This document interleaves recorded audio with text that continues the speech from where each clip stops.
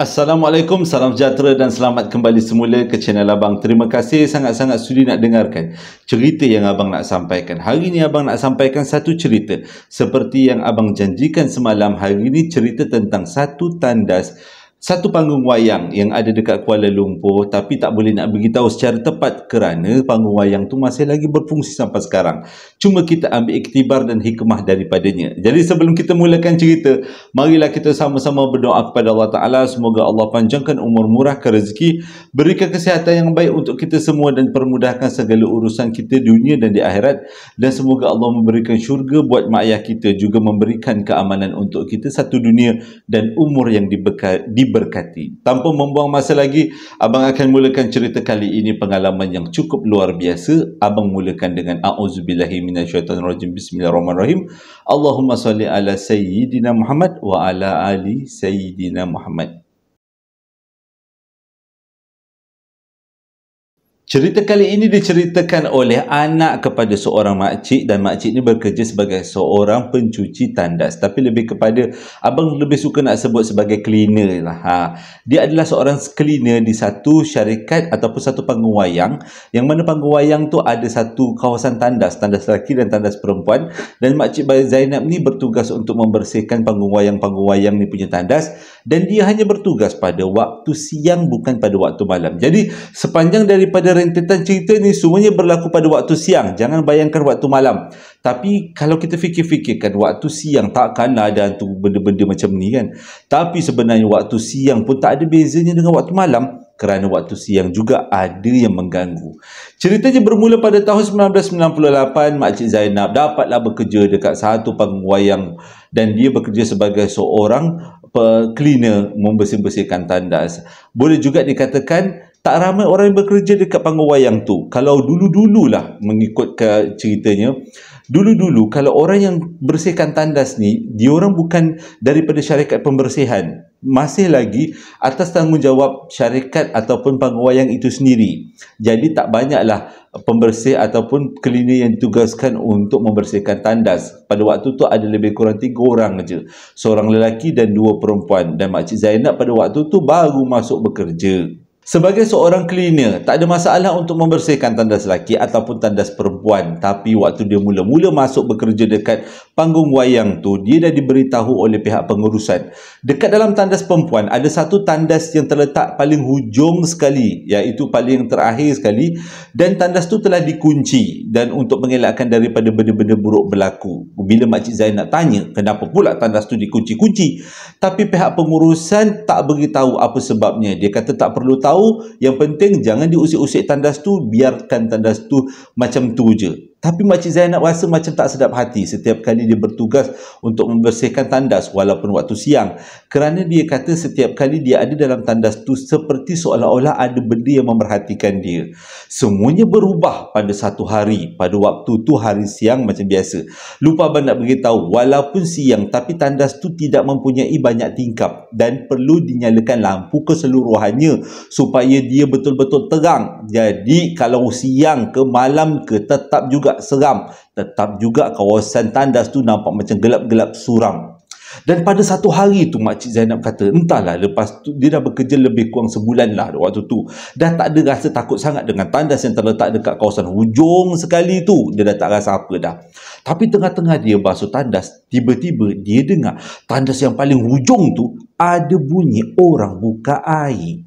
Pada waktu tu dia ingatkan mungkin ada pengunjung yang datang, yang masuk dekat tandas yang paling hujung tu, tapi dia tak sempat nak tutup air, dan air tu melempar-lempar. Itu dalam pemikiran dia.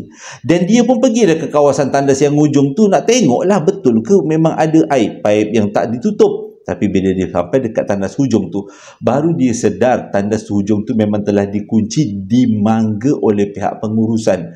Mana mungkin ada bunyi air. Tapi tadi dia dengar, dia kata bunyi air tu melempar-lempar. Bila dia baru sampai nak cek je, nak periksa tandas tu, bunyi air tu dah tak ada lagi.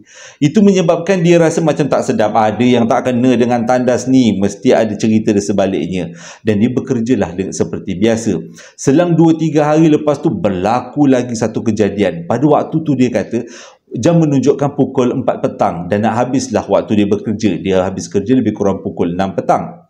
Jadi waktu dia dan nak habis tu dipastikan keadaan tandas okey, sementara nak tunggu pengunjung-pengunjung tu masih lagi berkeliaran di kawasan panggung wayang, adalah dia buat kerja-kerja mengutip-mengutip sampah ataupun membersih-bersihkan tandas yang ada yang belum dibersihkan.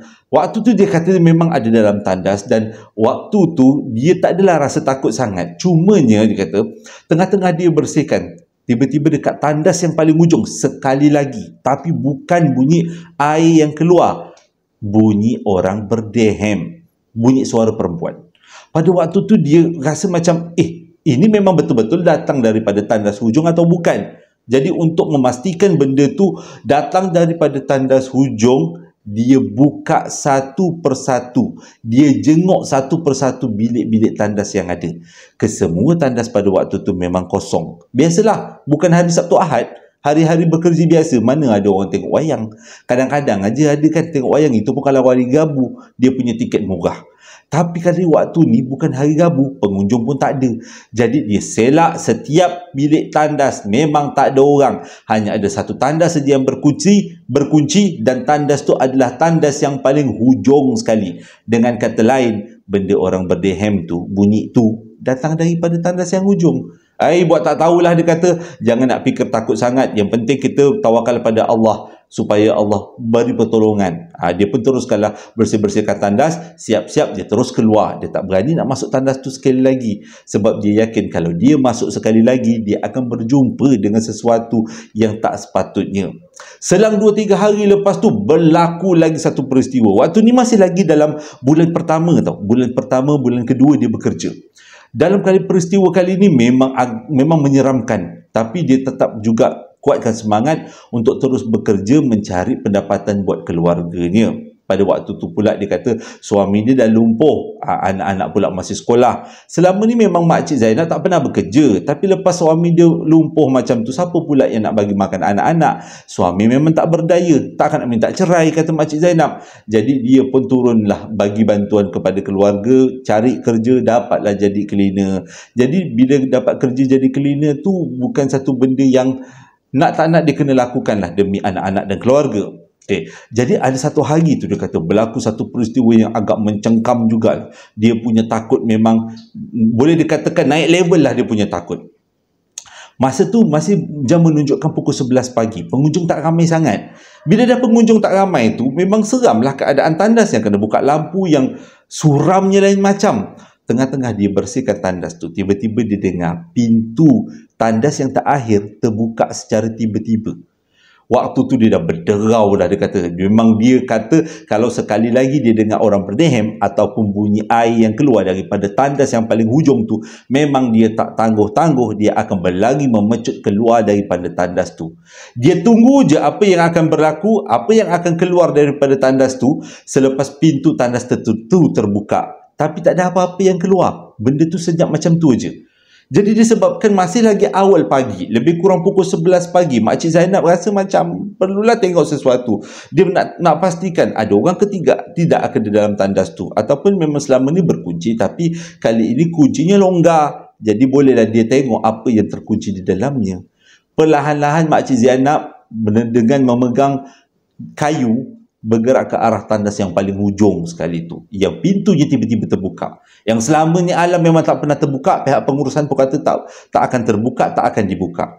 Bila dia sampai dekat tandas yang paling hujung dan dia jengah ke dalamnya, tandas tu kering, memang tak ada nampak tanda-tanda seperti ada orang yang gunakan tandas tu. Cumanya dekat tandas tu, dekat lantai dia ada beberapa tumpuk-tumpuk hitam yang dia pun tak tahu apa benda tumpuk hitam tu. Kalau nak pergi dekat ke tandas tu, dia rasa macam tak sedap hati, takut nanti kang lain pula jadinya. Jadi dia tengok daripada jauh, apakah bentuk tumpuk-tumpuk hitam tu. Bila dia amati betul-betul, dia macam nampak macam rambut-rambut yang dah kering, yang dah melekat dekat atas lantai. Dia punya keadaannya macam tu. Rambut siapa? Sebab tandas tu memang dah lama tak dibuka mengikut kata pengurusan. Tak akan ada orang yang masuk semata-mata untuk letakkan rambut. Jadi dia pun malas nak ambil fikir, malas nak kira.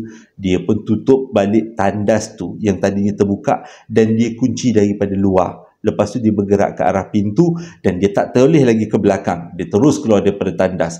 Dan sejak daripada tu dia agak berhati-hati.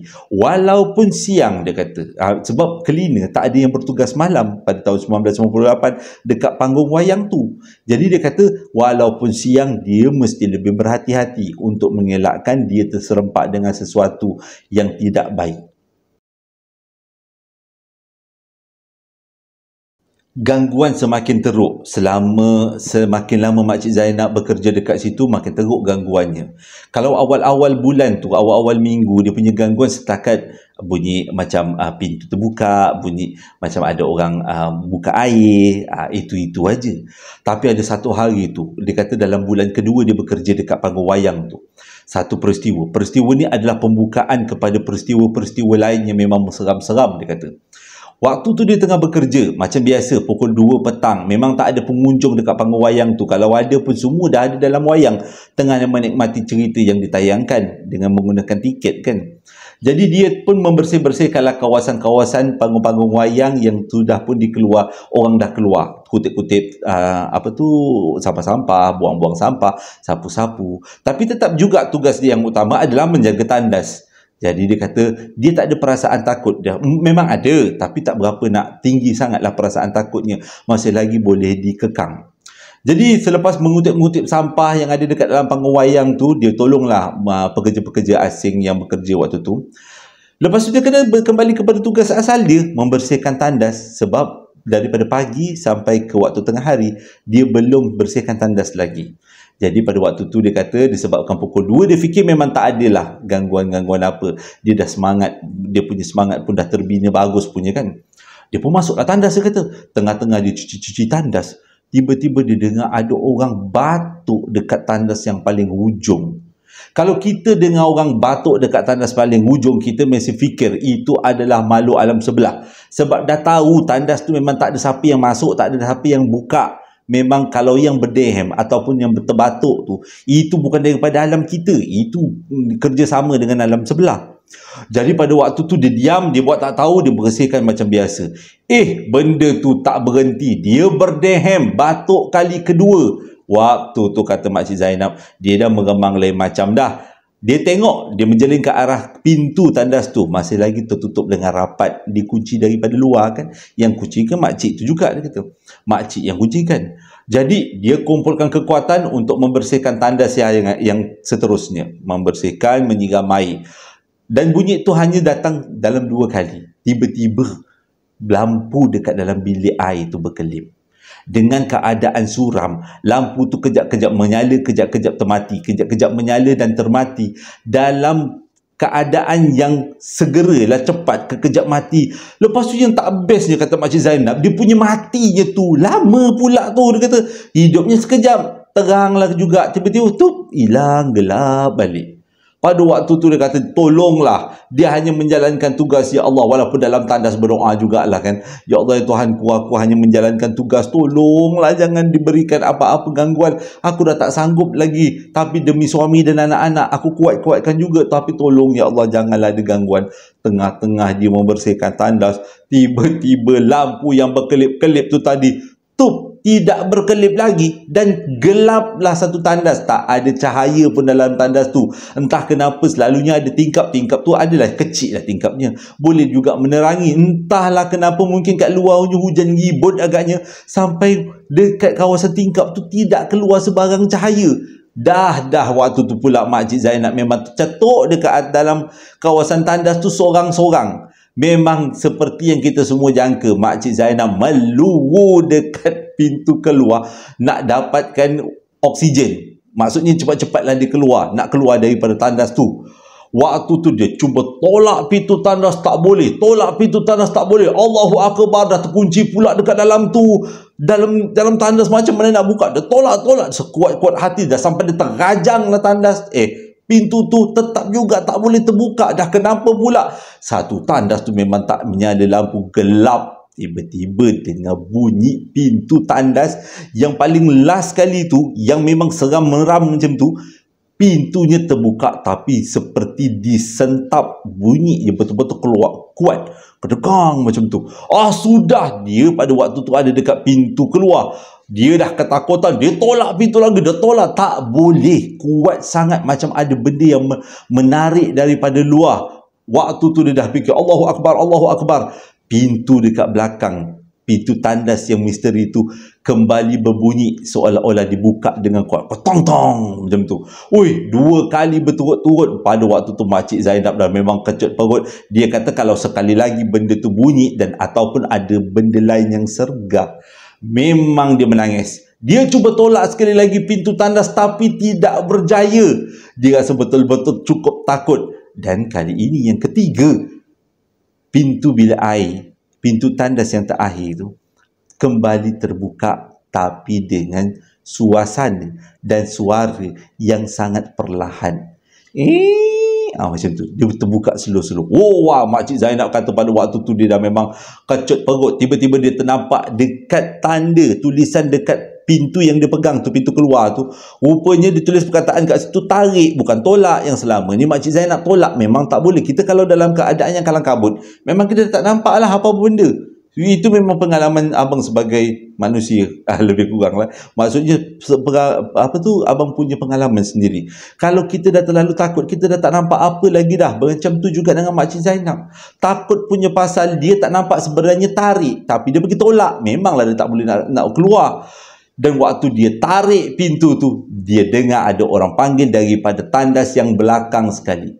Makcik.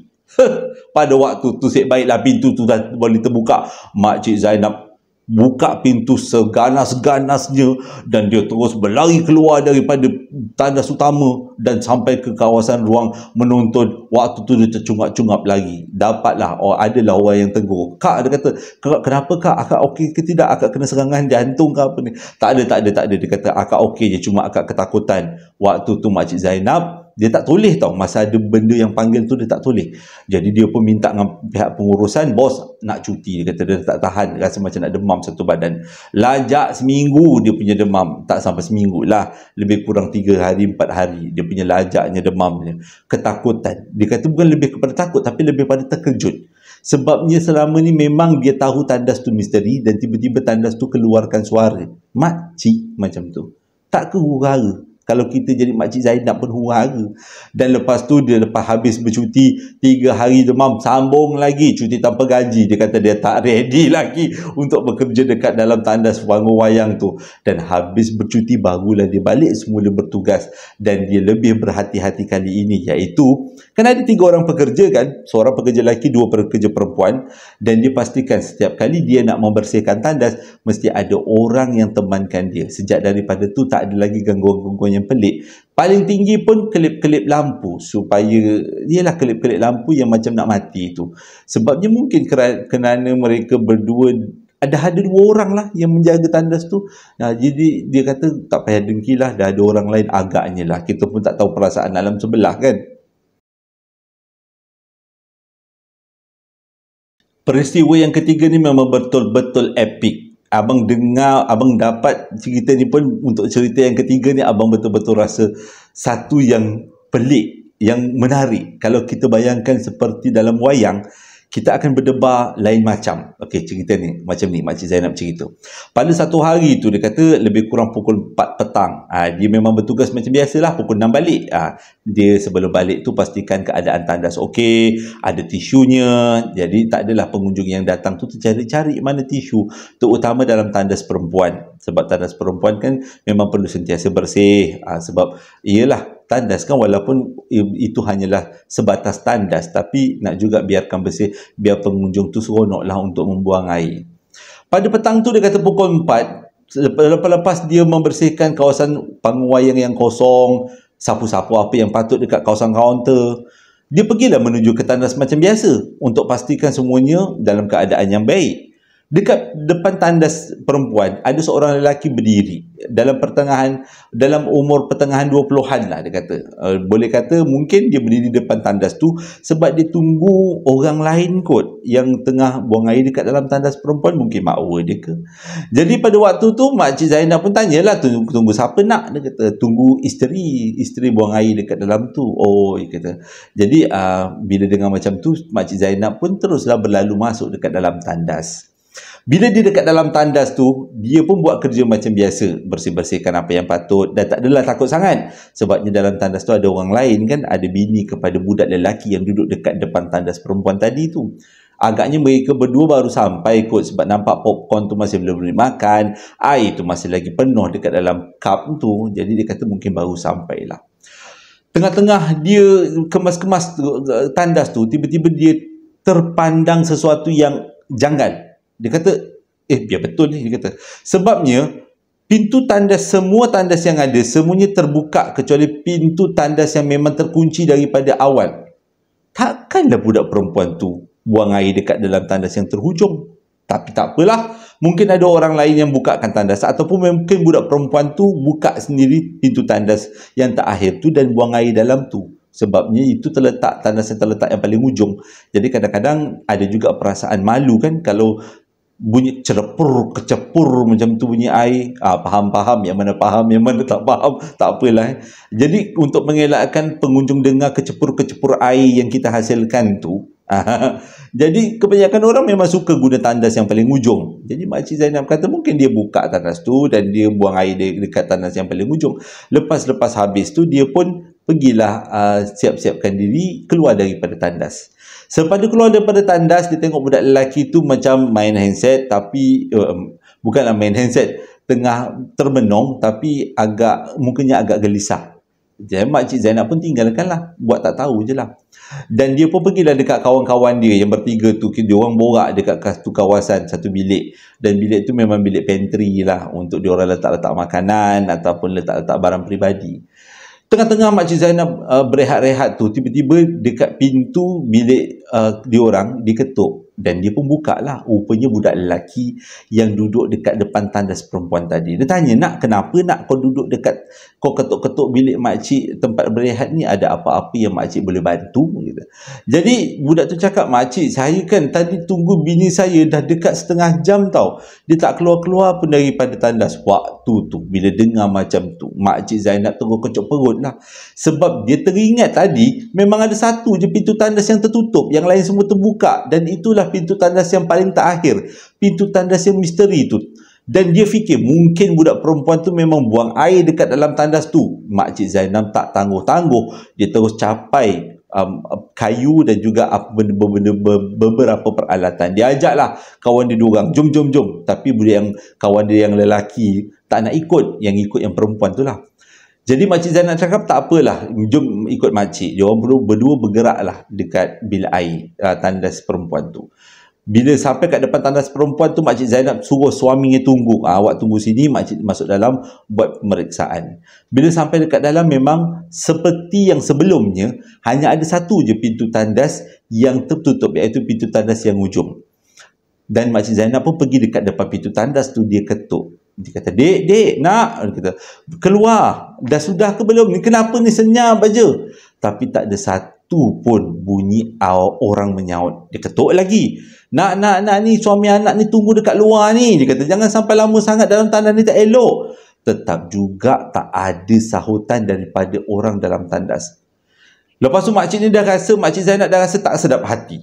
Dia yang tak kena ni. Jadi dia gendang. Tadi ketuk kan? Dia gendang. Biar orang yang ada dalam tandas tu tersedar. Kalau dia jatuh pengsan ke apa. Makcik Zainab gendang. Tiba-tiba, seram pula bang. Tiba-tiba dia dengar orang dalam tandas tu macam seolah-olah macam baru bangun daripada tidur. Baru bangun macam bunyi orang bergerak. Tiba-tiba dengar suara budak perempuan. Makcik yang cleaner tu ke?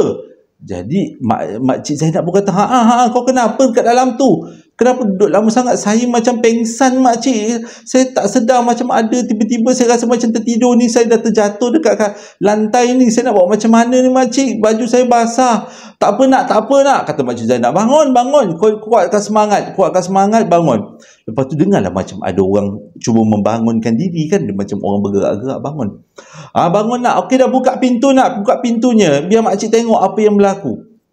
Tiba-tiba budak dekat dalam tandas tu, makcik, tak boleh buka pintu, tak ada tombol daripada dalam. Makcik macam mana ni makcik? Waktu tu Makcik Zainab dah berpeluh-peluh dah. Sudah kenapa pula?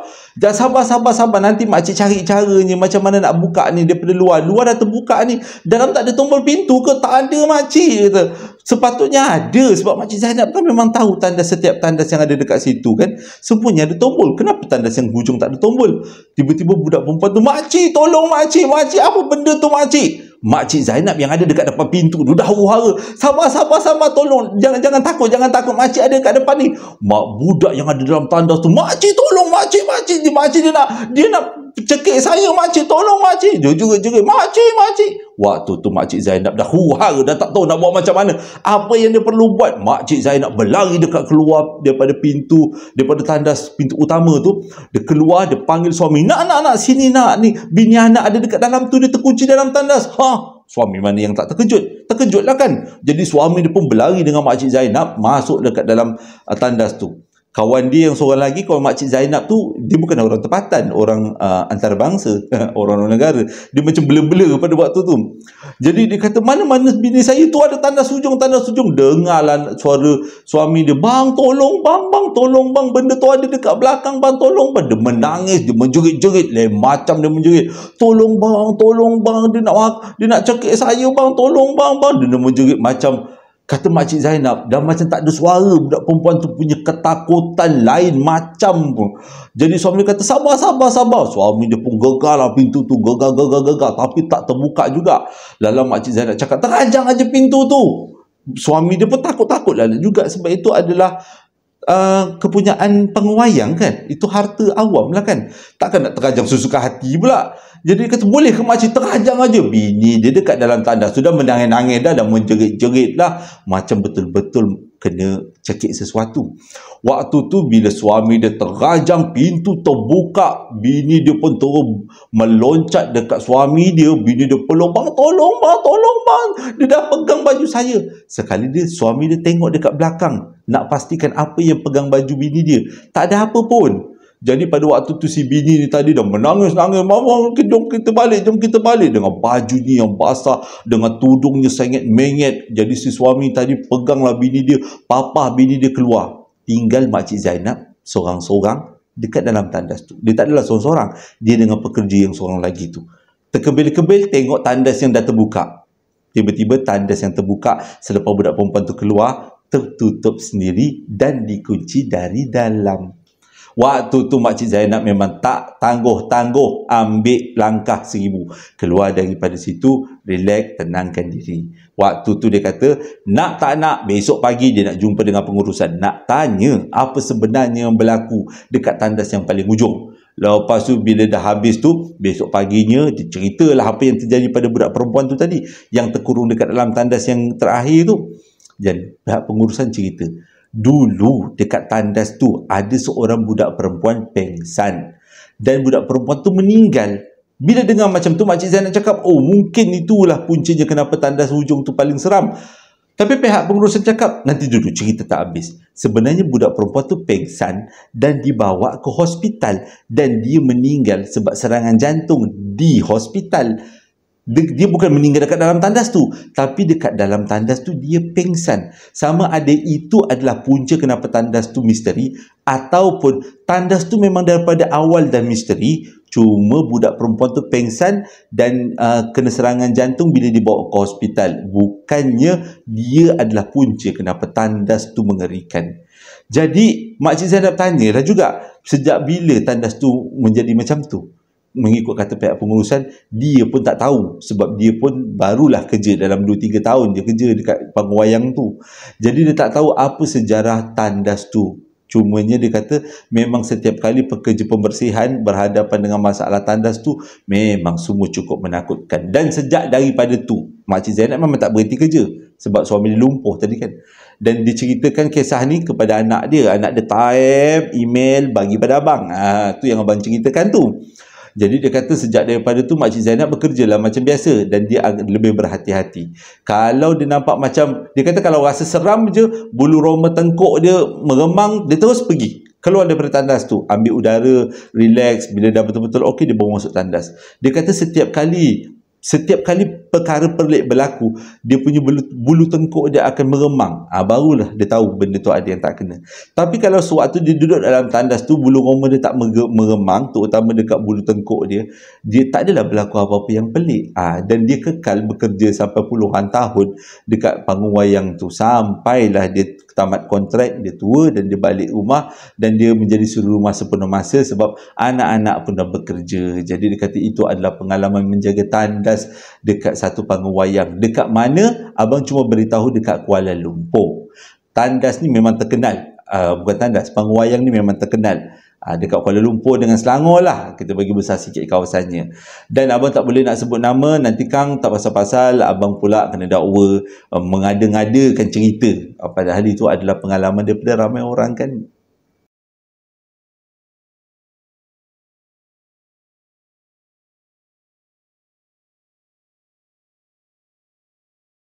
Terima kasih sangat-sangat sudah dengarkan cerita yang abang sampaikan hari ini. Jadi macam biasa, sebelum abang tamatkan cerita, ada beberapa pesanan. Siapa yang nak beli sambal lara, perapan sate dan juga coklat moist, abang masih jual. Itu adalah warisan keluarga abang kan, satu benda yang abang banggakan.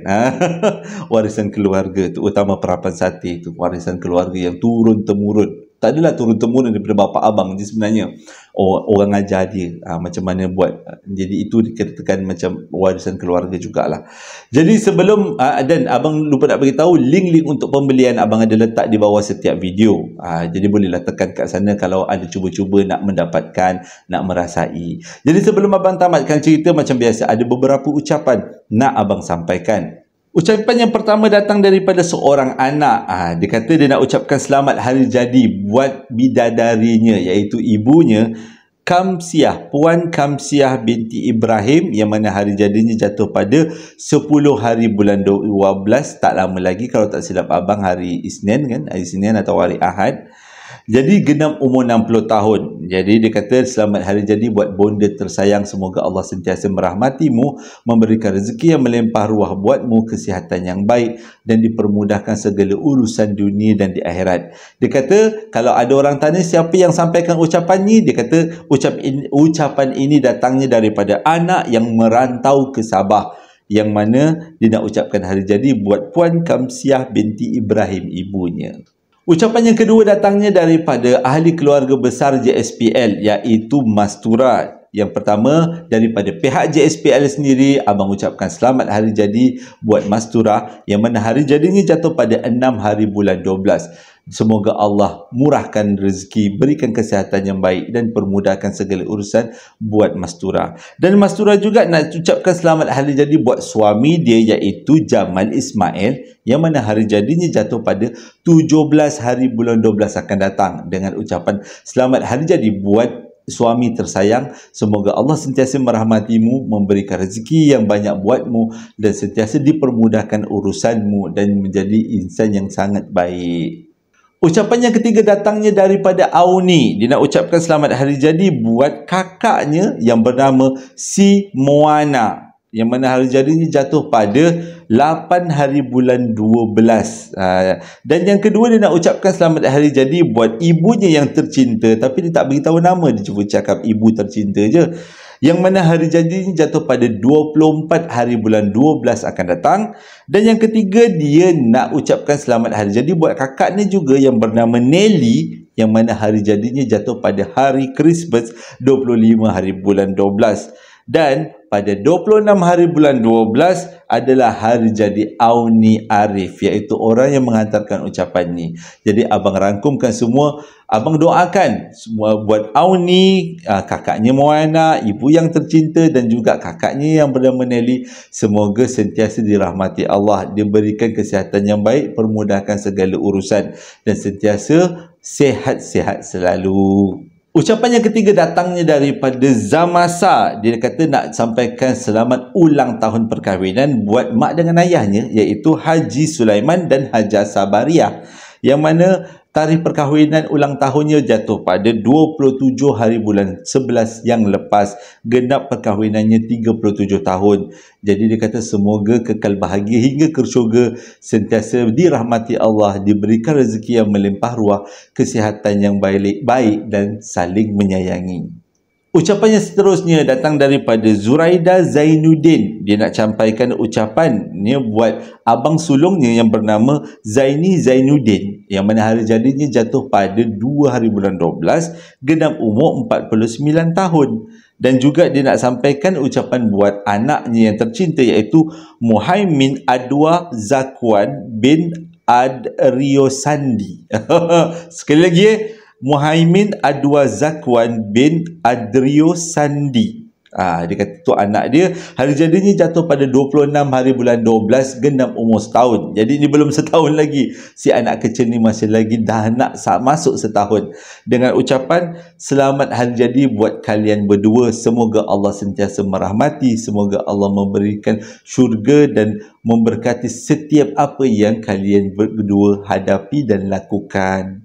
Terima kasih sangat-sangat sudah dengarkan cerita yang abang sampaikan hari ini. Moga-moga ceritanya menjadi iktibar dan pengajaran dan juga hiburan. Hiburan sewaktu tengah buat kerja, ada yang buat kek, buat bubur, sewaktu santai-santai sampai 3 kali dengar cerita. Sebab kali pertama dengan kali kedua tombang, tidur, biasalah. Cerita abang kan tak ada muzik, tak ada gambar, muka ni juga lain tercetuk dekat depan skrin. Tapi niat abang nak dedikasikan setiap cerita yang abang dapat, moga-moga menjadi hiburan kita semua dan pengajaran. Hingga berjumpa lagi dalam 2 hari akan datang. Esok tak ada, lusa pun tak ada. Jadi abang rasa nanti abang sambungkan pada hari Isnin nanti akan datang dengan cerita lain yang lebih baik. Assalamualaikum warahmatullahi wabarakatuh.